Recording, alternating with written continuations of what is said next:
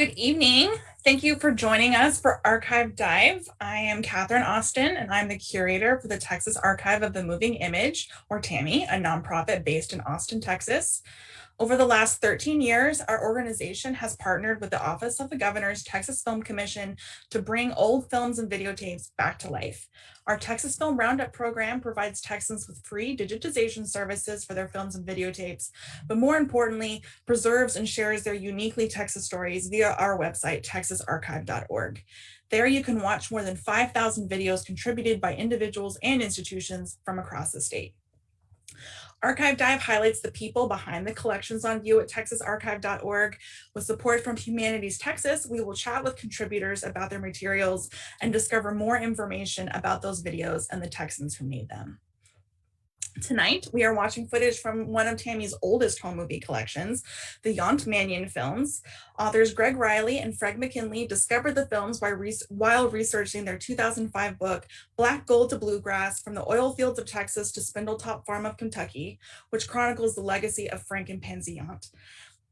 The pair donated the collection to the Lamar University Library in Beaumont, which then shared it with TAMI for the Texas Film Roundup. We are talking to Greg via Zoom. Good evening, Greg.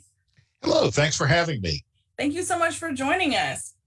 And as a heads up, if anyone has a friend who's watching in the audience has any questions for Greg during our conversation, Team TAMI is monitoring the comment section and can get those to me. But before we get started with tonight's program, though, Greg, I did wonder if you could introduce us to Beaumont's Yount family. You are the expert. Well, thank you very much. And yes, Frank Yount was quite a visionary in the oil business. And I'll try to keep this brief, but in the 1920s, it was thought that the Spindletop oil field was completely played out. And he had this whole new idea about something that's called flank production. And I'm just going to describe that very, very briefly. Take a mirror and hit it with a hammer. And the hole in the center is the pool of oil. And everybody thought that's where all the oil was. But when you crack a mirror, you have all these spider webs of cracks that go out. And this actually ties into the film in just a moment. And Frank Yount had an idea that all those cracks, if you will, were rivers of oil. And boy, was he right. But he was a poor boy from Monticello, Arkansas, and started out doing a number of different things and had some spectacular business failures as a young man.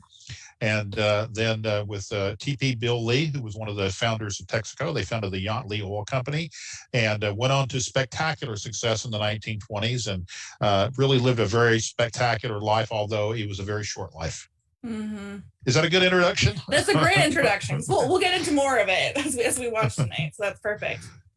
And then how did you and your co-author, Fred McKinley, come across these home movies?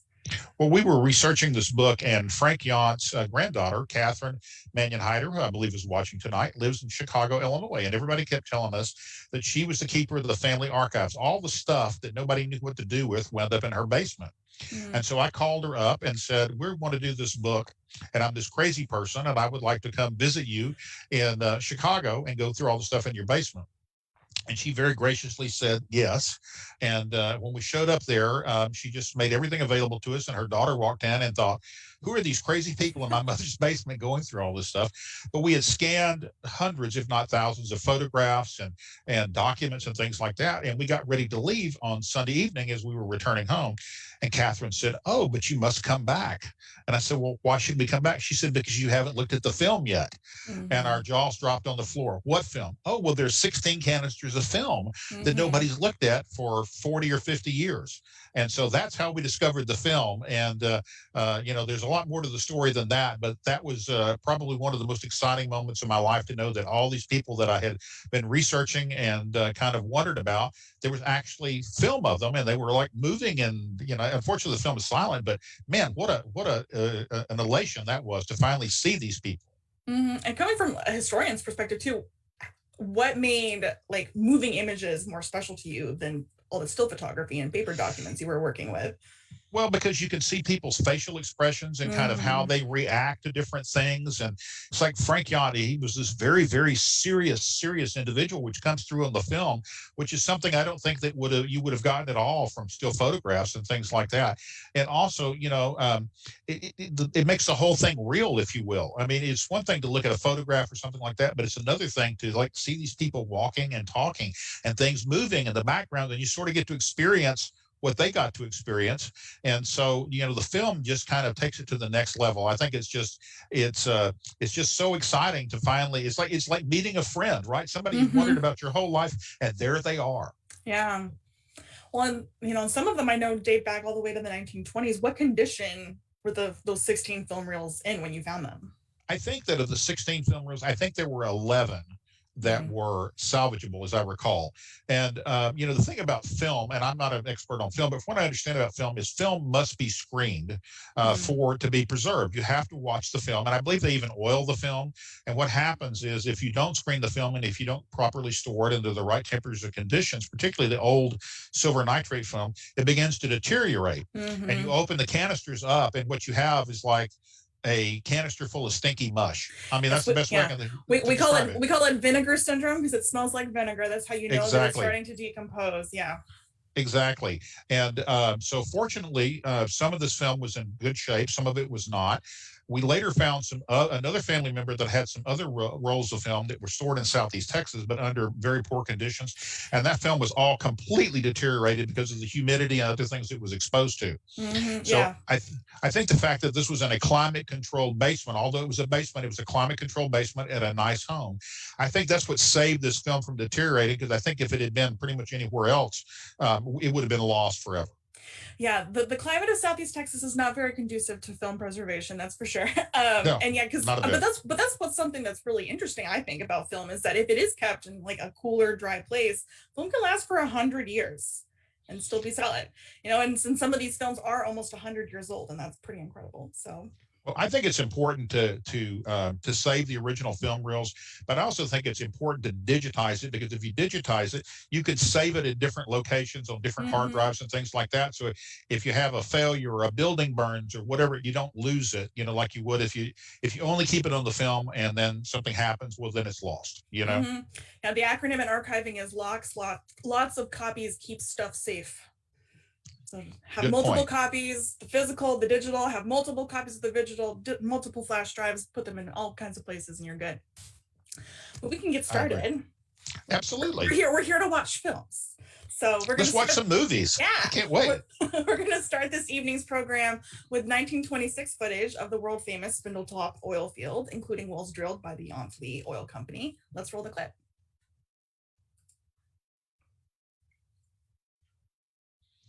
And so what you're seeing here is the Spindletop oil field under the Yount Oil Company. And if you know what you notice here, as opposed to the early Spindletop oil field, the Spindletop oil field of 1901, the derricks were almost touching each other.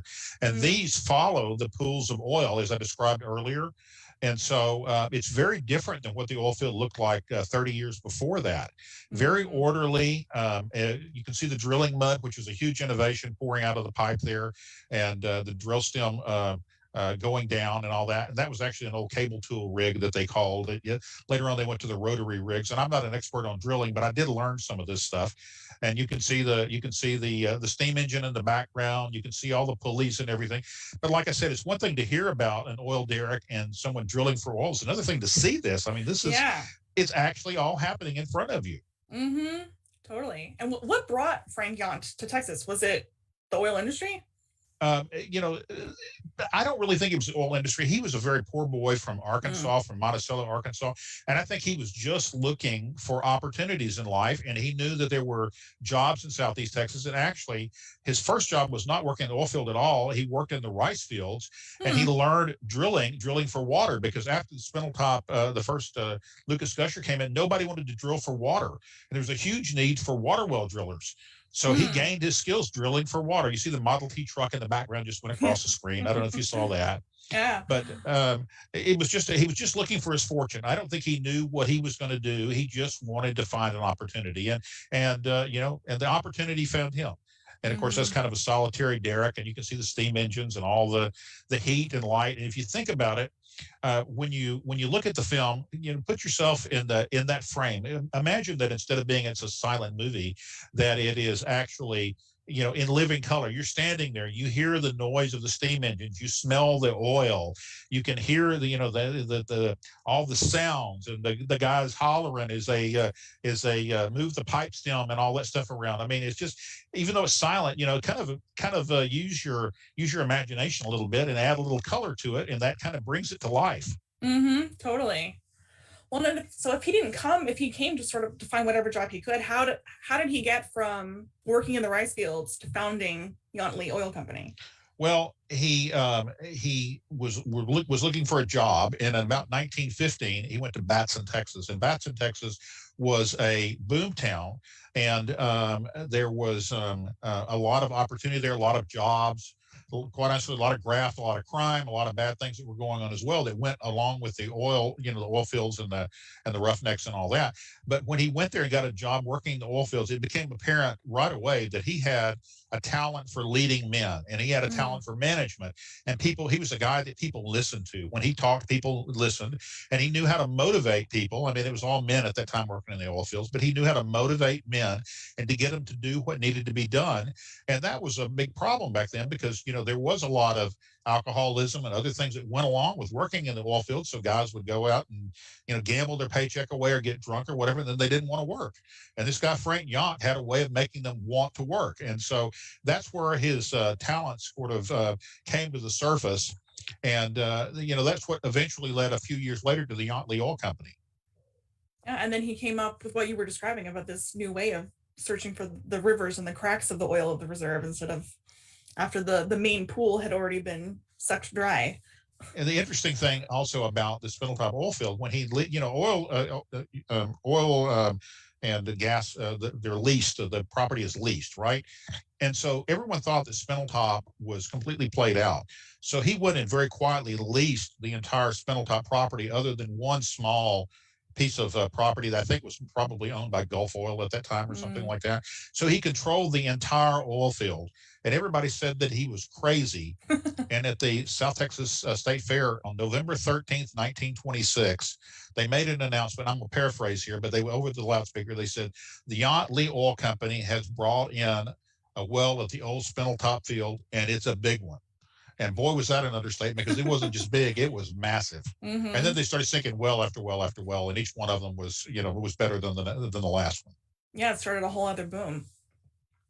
But so our next film captures the historical ship U.S. frigate Constitution visiting Beaumont in the early 1930s. And there are plenty of locals that show up at the dock to watch its arrival, but I wonder how many of them also receive gifts from the captain, Louis Gulliver. Let's roll the clip. And that's at the port of Beaumont, which of course is still a very active port, and it's actually it's a military port. It's used for a lot of military transport stuff. And there she is, the USS Constitution. And just amazing to think that the old Ironsides is at the port of Beaumont, Texas, of all things. And in a moment, I think you're going to see Mildred Yount, which was Frank Yount's beloved adopted daughter. He just lavished attention on her. They were unable to have children, so they adopted a daughter. And, she became, I guess you could say in many ways, one of the luckiest little girls in the world, right? I mean, it's kind of like hitting the parental lottery, if you will. And Frank Yount was actually a member of the Beaumont, they called it the Beaumont Port and Board of Trade, I think is what they called it at the time. So he was a member of that facility, and he actually facilitated the widening and deepening of the Neches River so that it could accommodate bigger ships. And he built docks at Port Neches, Texas, because he was one of the first people to export oil around the world. I mean, we think of the U.S. as being an oil importer now, but Frank Yount was exporting oil all over the world. Because the oil and shipping industries are going to be pretty closely tied. Absolutely. And the automotive industry too, the whole, the car business wouldn't have come into being if it hadn't been for the availability of plentiful and cheap oil. And of course, that's one of the old steam tugs. And there's Mildred. There's Mildred with the captain. I just love that. I guess it's a leopard print jacket that she's wearing, and the little hat. I would almost call it a beanie, but very 1930s. And I think she's wearing gloves. And just a very well turned out young lady. She's looking very stylish. And she would have been, 11, almost 12 years old at the time this was made. and very, very interesting lady in her own right. She Mm-hmm. unfortunately she passed away at a very early age, and I don't know when we get to the one of the later clips. I'll tell you a little bit more about that. But Yes, I definitely have questions I want to ask you about Mildred. and I have answers. But look at the Excellent. gloves and the dress. And I'm not sure who that is with the captain. I don't know if that's somebody locally or was his wife or whatever. But anyway, Yeah, I was wondering because she also looks very stylish in her furs. she probably was someone associated with the Younts. Would be my Mm-hmm. guess. Mm-hmm. And I wanted to ask, were the Younts particularly wealthy before the boom, or was it essentially just like No, overnight riches? overnight riches. Frank's father died at an early age, and his mother was a very kind of severe Presbyterian, woman, very very pious, if you will. And he left home at an early age because he just, it was a very tough existence on the farm. And Mm-hmm. Pansy was from Orange, Texas, and her mother died when she was 10 years old, and she grew up in abject poverty Mm. and went on to become, one of the most wealthy women in the world, if not for a brief time, the wealthiest woman in the world. And it's just amazing to think that these people literally came from nothing. And you kind of, I mean, to kind of break it down, they poked a hole in the ground, and gold came gushing out, if you will. And that, I mean, at the most Mm-hmm. basic level, that's kind of what happened. Yeah, for sure. And then, we were talking about how stylish Mildred was looking. I also want to know, like, so this footage is shot only a few years after the stock market crash. So we're into the Great Depression. Do you know how the Younts fared during the Great Depression? They actually did very well because for the demand for oil was constantly rising. And Mm-hmm. so they did very well. And as a matter of fact, Frank Yount was called the Godfather of Beaumont. And the reason for that is in 1933, the city of Beaumont had a couple of periods of insolvency and couldn't meet their payroll. So on two different occasions, he helped the city out. He actually loaned them the money, but he loaned them money to make their payroll sometime in the fall of 1932, I should say. And then Christmas of 1932, they were unable to make their payroll again for Christmas. So what he did was he loaned them money with a couple of stipulations. The first stipulation was that everyone got their pay on Christmas Eve. So he made sure that all the city workers got paid on Christmas Eve. And he also made sure that everybody got a turkey. And the other stipulation is that not necessarily for the city workers, but for his own employees, he required that the wives would come get their Christmas paychecks for the same reasons that we talked about earlier, to make sure that the money went where it was supposed to go. So he wanted to make sure that the families had the benefit of the money, and he gave all his own workers a brand new pair of Ditch Witch boots, which was kind of interesting. But if you've ever been in the gumbo mud of Southeast Texas, you would understand that. Yeah, But definitely. they did very well during the Depression, and they were very generous to other people who were less fortunate. That's great. And then, so we were introduced to Mildred in the last clip, and we're going to see more of her in our next one, as well as footage of the Yount family residence, which is also the background of your Zoom frame. It is. Because we're going to watch footage from Mildred's birthday party at the mansion. Let's roll the clip. This is from the third floor ballroom, and I want you to look at this table setting and imagine Yeah. it's for a little girl. I don't know exactly how old she was, or maybe 10 or 11 years old, something like that. Maybe not even that old. And look at the silver on the table and the crystal. And this is for a little girl's birthday party. And of course, all the servants. And this is the third floor ballroom of the mansion. And we have some stills. That was a fabulous space. And one of the reasons why the ballroom was on the third floor is because Southeast Texas is pretty damn hot. Okay. Yeah, I was going to ask you about that, about why it So was on the third floor. it was a little cooler up there. And there's Mildred and her friends. There's Mildred standing there. I guess she's probably Mm-hmm. 12 in this picture. Hmm. And to the bottom right is her best friend, Dot Hilliard. I don't know if you can see her. She kind of looked at the camera just briefly. And Mildred's making a toast to all of her friends. And everybody's got some fancy eats, as we say, and all the little girls are so beautifully turned out and so elegant. And again, look at that centerpiece. I know. And of course, I can't get over the centerpiece. That's the Yount mansion, which is the background behind me. And up there on the third floor, that's where the ballroom was. And that home was actually designed by a pretty famous architect by the name of William Conrad Maurer. And it's a shame the house was demolished because it had Louis Tiffany stained glass windows in the solarium, and it just incredible the way the house was outfitted.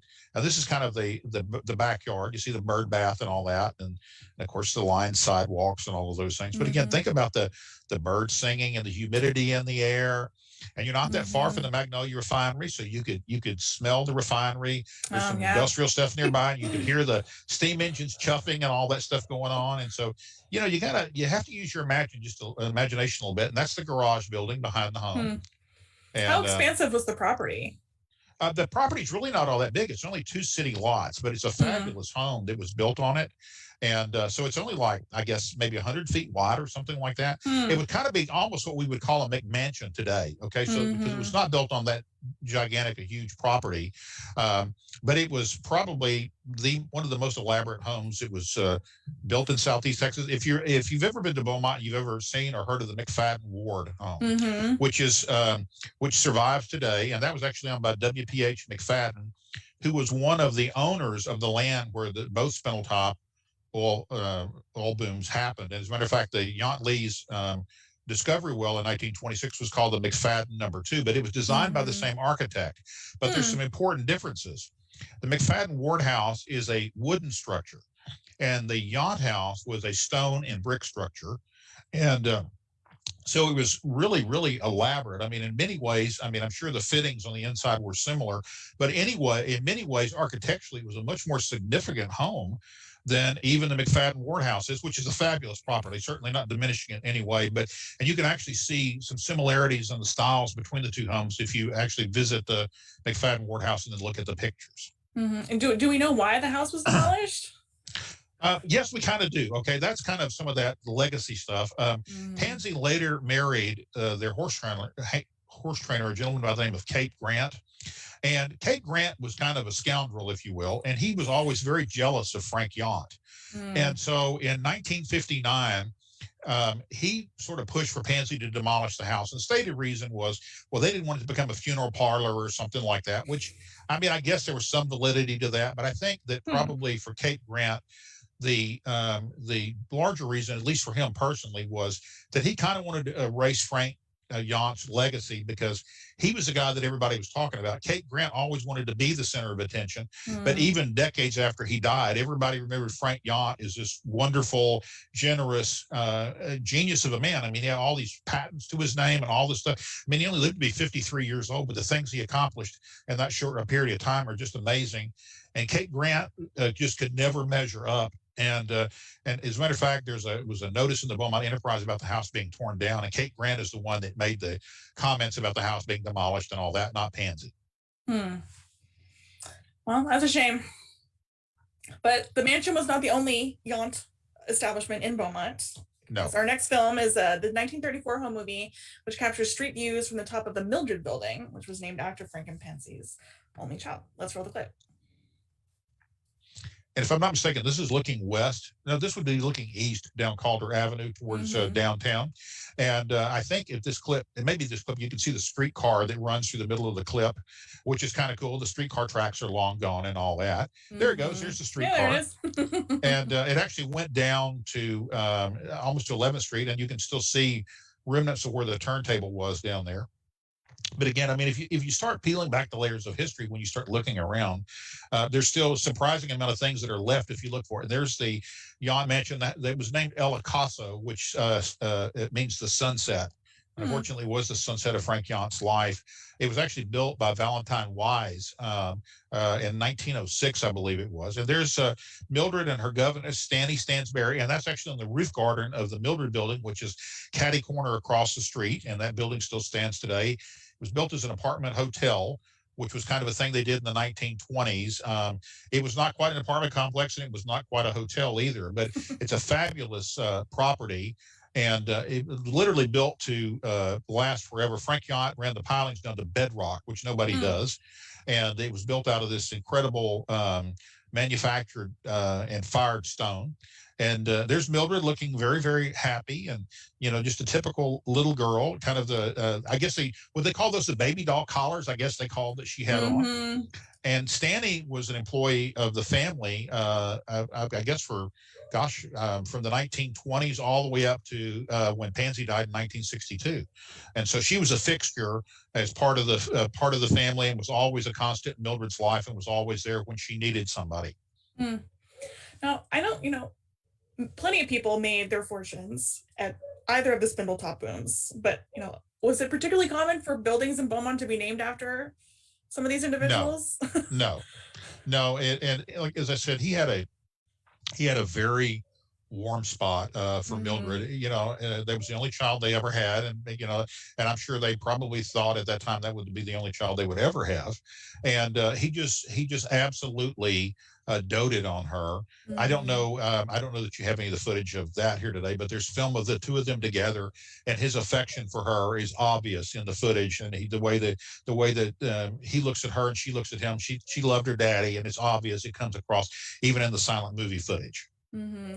So also too, like, were the Younts particularly like prominent members of Beaumont's like civic and social scene? They were Frank got more than Pansy. Pansy was Mm-hmm. more, she was a little more uncouth than Frank was. Frank had been raised in the strict kind of Presbyterian upbringing, and taught that you were supposed to look and act a certain way. And Pansy was more of she was from Orange, Texas, and she was just an old Southeast Texas girl, and liked to have a good time and all that. And but they did a lot of good for the community. And Frank was also on the board of a number of different organizations. I said the Port of Beaumont. He was also on the board of Regents of the University of Texas. He was an advisor to the governor. I mean, he did a number of different things, and I think there was even some whispering that eventually that they might want to run him for some sort of political office. But he was involved in many, many different things, both publicly and also very privately. Hmm. And we got a question from someone that's watching that wants to know the origin of the large white home across the street from the Mildred building, because in the 1970s it housed Mr. Williams' Channel 12 TV station. Yes, and that is absolutely the truth. Hmm. And I'm trying to think the name of the family that owned that. I should know that, but it escapes me. But that house was built around the same time as the Yount's home was, and it's directly across the street from the Mildred building. And it still stands today, although it doesn't look quite as grand as it once did. But it definitely was the TV station. They added a wing on the back and added like a studio back there, and that was actually Hmm. one of the first TV stations to ever broadcast. I think it started broadcasting in 1955, and Wow. there is footage and pictures of Mildred sitting on the front steps of that house. Hmm. And I'm sure we'll get done here, and the name of the family that owned it will probably pop right into my head. But you can't remember everything, okay? Can't But remember everything. yeah, but I know exactly the home they're talking about. Yes. That's so funny. But okay, so we saw the Yount mansion in Beaumont, but that's not the only Yount residence. No. This 1930s home movie captures Rockledge, which was the family's summer home in Manitou Springs, Colorado. Let's roll the clip. Yeah, that's essentially Colorado Springs is what it is. Mm-hmm. It's near Pikes Peak, and this was um, a really beautiful arts and crafts home. I don't think the footage shows any of the indoors, but look at all the beautiful gardens and the Mm-hmm. flowers and all that, and you just caught a glimpse of the car there. That's Frank Yount's 1929 Duesenberg Oh, wow. that was backing in the driveway there. But the awnings are very typical 1920s over the windows and all that. And we actually have some postcards that the family had done that they mailed out, or actually they were more like invitational cards that show these gardens and all these flowers, but they were hand painted and they're just gorgeous. And I'm sure if this film was in color, you would see just how gorgeous this property really is. And there's the Duesenberg in the garage again over there in the background. And I love the 1920s sort of outdoor set, the garden set, if you will. And that's looking out Mm-hmm. of the front of the house, back down the hill, if you will. And I think the Duesenberg comes into the frame here again in a minute, maybe if it's the same clip. But look Wow. at the flowers. I mean, Mm-hmm. they're just. And I this is wish what I I was. could. This is Wish I could what. show you. No, I know, and this we actually do think is originally shot in color, because I don't know if you can tell that the sort of visual pattern has sort of changed, where it has a lenticular quality to the frame. Yes. So we believe that this is shot on Kodacolor, which was this really rare early film stock that was produced by Eastman Kodak, and it looks black and white because most film laboratories, including Tammy's, don't have the specialized technology needed to decode the color information on there. But there are some organizations that do, and Tammy has partnered with some that have to decode other originally Kodacolor films. And we would certainly love to do that with this one if we can find the funding. And I'm like, wink, wink, if we can find the funding. If anyone watching wants If to you're give us listening out money, there and you want to give them money, if help you us show the beautiful flowers at Rockledge in full colors they were originally intended.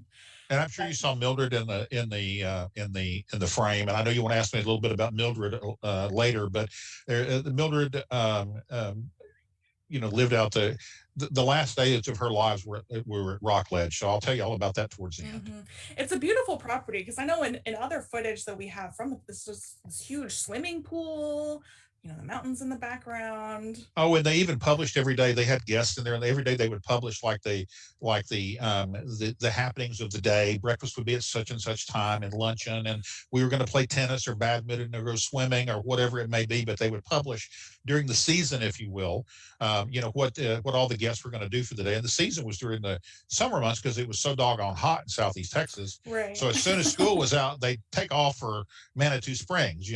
I mean, that seems like a pretty great place to be during the summer months instead of Southeast Texas, I will say. Having grown up in Houston, I know that humidity well. But when we're talking about Mildred, and our next clip does have some more great Mildred footage in it, because this 1930s home movie captures her graduation from the Hockaday School, which is a college preparatory day and boarding school for girls in Dallas. Let's roll the clip. Very exclusive school for proper young ladies. And again, look at the dresses and all that stuff. I mean, it's like a fashion show. No, it's great. And everybody is, they're happy. And I guess some of these are the parents, I guess, going through the frame. But and there we go. There we go. There's the students. And Mildred, after the death of her father, boarded at the Hockaday School, and I've read some of her diaries and things like that. And she was really kind of unsure at first about, she had been, kind of in her mind sent away, but in her mother's mind, she sent her to a proper young ladies finishing school so that she could take her place in society as one of the wealthiest. And there she is. Is one of the wealthiest young ladies in the country. And as a matter of fact, there was a national newspaper article that was published that said Mildred Yount listed as possible successor to richest girl in the world. Wow. Well, I know she got married right out of high school, right? Yeah, she did. She got married when she was 18 years old. She married Ed Manion, who was like 17 or 18 years older than her. He came from another prominent family from Tulsa, Oklahoma. And they got married at Spindletop Hall, which I think we're going to get to in a moment, and in a very fabulous, over-the-top ceremony benefiting someone that had the equivalent of billions of dollars, what we would say today. It was millions back then, but it's billions today. Wow. And completely over-the-top wedding ceremony. And of course, this is a pretty over-the-top high school graduation. I mean, look at the hats and everything. Okay, the ladies wearing the corsages and all that stuff. It's pretty elaborate ceremony. And considering, she's essentially the Princess of Beaumont, was she particularly involved in Beaumont affairs? She was a little later in life. When in her younger years, she was raising her children, and but she was instrumental in the building of St. Elizabeth Hospital, which is the Catholic hospital. It was a Catholic charity hospital, and it was, I think, the Sisters of Mercy was the organization. But she gave the seed money to get that hospital off the ground. And then J.H. Phelan, who was the Secretary Treasurer of the Yount Oil Company, donated the property where his mansion was. And the mansion still stands adjacent to the hospital. But, her generosity has certainly led to health and wellness for thousands, if not tens of thousands of people. So, she did some things kind of privately. And this next clip is one of my favorites. I know it's coming. So yeah, I was like, because I think this is there's such an interesting story behind this clip, in my opinion. So I'm excited to hear you tell it. So Mildred Yount, and she's now Mildred Yount-Manion. She's now been married. She's the focus of our next film too. So in this 1939 home movie, family and friends are seeing her off at the Santa Fe train depot. Let's roll the clip. And so here, the thing is that Southeast Texas, because of all the oil refining and the oil production, was considered to be an attractive target to both the Japanese and the Nazis in terms of strategically, if you were going to bomb something, that would be something that would tremendously damage the war effort. So the idea was they were going to send her to Lexington, to her mother's mansion there, which she would be much, much safer. And there's Catherine. And Catherine, I hope you're watching tonight. That's Catherine Manion Hyder. And there's Mildred with the corsage on, and there's little Catherine. Catherine said she was going to try to watch with us tonight, so I hope that she is. And she is a very nice lady and a good friend of mine. But they sent her there because they thought that she would be safer. There's Carl Kennedy, who is the manager of the Yount estate and the former police chief of Beaumont. Hmm. And it was a big, when they sent her off, it was kind of a big deal. Look at all the people that were there to send her off. Yeah. And Mildred wasn't real sure that she wanted to go because she was living in the old family home, El Acaso, there in Beaumont. And so, she was essentially kind of being sent away for her own safety, if you will, which probably was a smart thing to do. And there was her husband, the guy in the white hat. That was her husband. There's Ed Manion to the left. He's barely caught a glimpse of him. That's Ed Manion, her husband. And there she is on the train, getting ready to go. But she's leaving with Catherine, and they're going away. And and she spent, I guess, probably 2 years there, maybe almost 3 years. And we're coming up on Spindletop Hall, so this is a great segue. The book is called Black Gold to Bluegrass. The bluegrass portion is because Pansy Yount was a big breeder of saddlebred horses, and in fact had some of the most notable champion saddlebred horses in the world. And if you're going to breed horses, there's only one place to be, and that's Lexington, Kentucky, in the bluegrass. Right. And so she, after the Yount Oil Company was sold in 1936, she went up there and bought a farm and renamed it Spindletop Farm, and actually acquired a number of different properties and combined them. And it was eventually 1,064 acres, and it's Spindletop Farm, and it still exists today, all intact. The farm is, it's all the property of the University of Kentucky. The farm is an agricultural research facility, but the home that you'll see in a moment is the faculty and alumni club of the University of Kentucky. And it's brought a lot of pleasure to a lot of people over the years. It's a great amenity for the teachers, if you will, the professors there, because they get to belong to this kind of exclusive private club, and their kids get to be, members of the swim team. I think it's called the Barracudas or something like that. And of course, they host weddings there and elaborate dinners, and the dining room is open. And the house was built for entertaining. The whole idea was it was built as an entertainment complex with a commercial kitchen and a butcher shop and all these other things that were kind of baked in from the very beginning. And so it's made it, kind of the perfect venue for a club. But Pansy built that house. The house is 28,000 square feet, as I recall. And it's built, another property that's built literally to last forever. It is incredibly furnished, and the insides are unbelievable. There's a huge pipe organ in the house. She had a pipe organ put in. It was kind of like, the deal was back then, and it was a self-playing pipe organ. The deal was that you didn't have a CD player, right? Right. And you had radio. And so she put this gigantic pipe organ in that would play rolls like a player piano, and you could hear it throughout the house. So that was her version of having her own CD player, was a gigantic pipe organ. That's incredible. So there's that's kind of some of the story. There's a lot more to the story than we're going to cover. Well, that's a great introduction to Spindletop Hall. So our last film for the evening, like you said, we started at Spindletop and we're ending at Spindletop Hall, just like your book. So in this 1940 home movie, we see the exterior Spindletop Hall. It would be so cool to get some interior shots, what you're talking about. But we can see what you've been talking about here. Let's roll the clip. And that's actually the back of the house, if you can believe that. Yeah. That's the back of the home, and that's the photos being taken, or the film's being taken from the terraced rose garden towards the house. Essentially has two entrances. Okay, there's the back entrance is in many ways is almost more elaborate than the front entrance, which is kind of interesting. That's the front entrance you just barely saw. And let's see, I think that's Mildred and Mildred on the left there. Yep, I'm not sure who else is with her. And that's some of the barns where the horses were bred and raised. And there was a lake there at Spindletop Farm that was named Lake Mildred.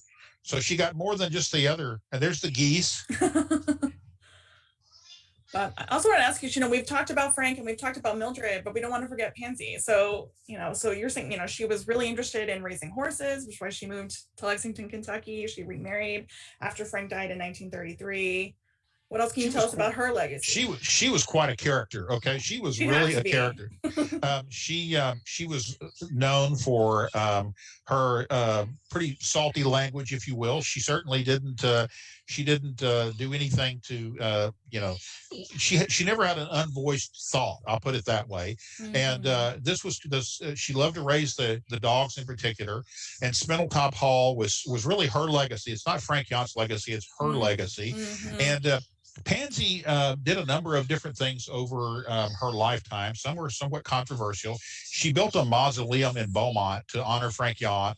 at the equivalent of what would be a several $1 million today. But one of the things that she said in the newspaper when they introduced this was that people of all races and creeds were welcome to come there and worship.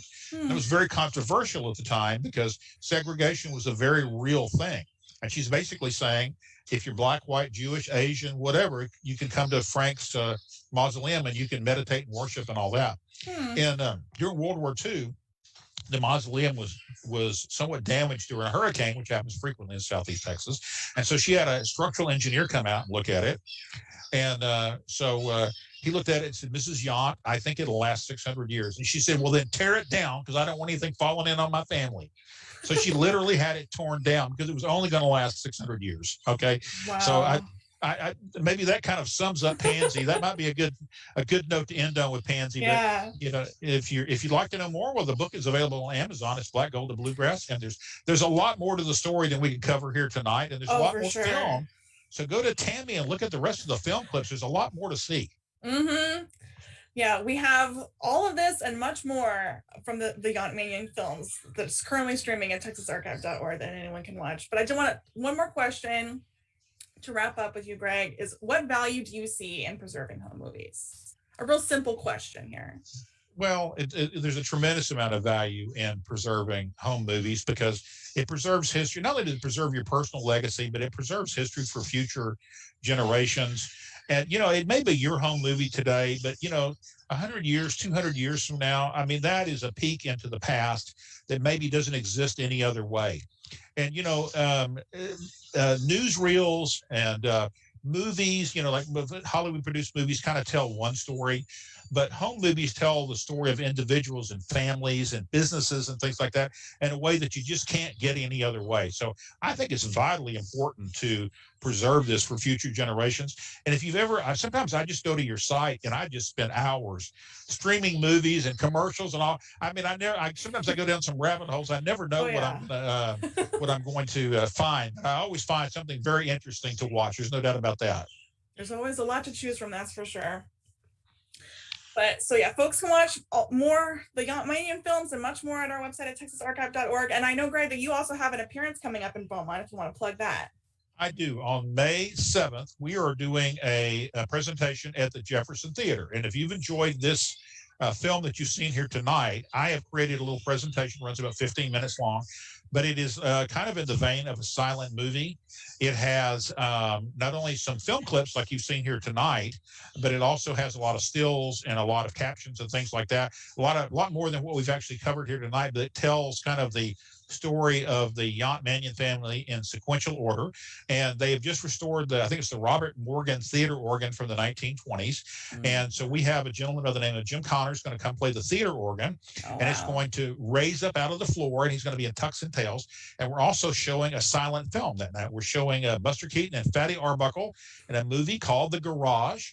And we have several really spectacular classic cars that are going to be on display in front of the theater. You can go to beaumontmainstreet.org if you'd like to buy tickets. We'd be delighted to have you. It's going to be good food, people in costume, including myself. I'm going to put on my whole 1920s get up. And so it's going to be a lot of fun. So I know some folks are watching it from Beaumont, but if you're looking for something to do, May 7th, come join us at the Jefferson Theater in downtown Beaumont, Texas. It's going to be great fun. That sounds great. May 7th in Beaumont. That sounds like so much fun. But so definitely if you're in Beaumont area, attend that. And if you enjoyed learning about these films, please consider sending Tammy a tip. We take donations via texasarchive.org/support-us, or you can text Texas Archive to 44321. Archive Dive is made possible in part with a grant from Humanities Texas, which is the state affiliate of the National Endowment for the Humanities. Thank you, Greg, so much. This was a special treat to talk to you tonight. Thank you so much for having me. It was great fun, and hopefully I wasn't too boring. So you were great. Good night, everybody. Good night.